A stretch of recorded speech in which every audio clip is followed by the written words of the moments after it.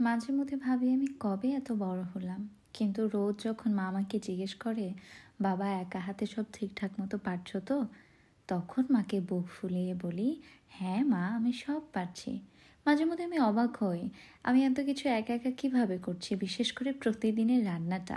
একটা সময় ভাবতাম প্রতিদিন রান্না করা আমার পক্ষে সম্ভব না, অথচ এখন সম্ভব হচ্ছে। শুধুমাত্র ভালো লাগা থেকেই সম্ভব হচ্ছে।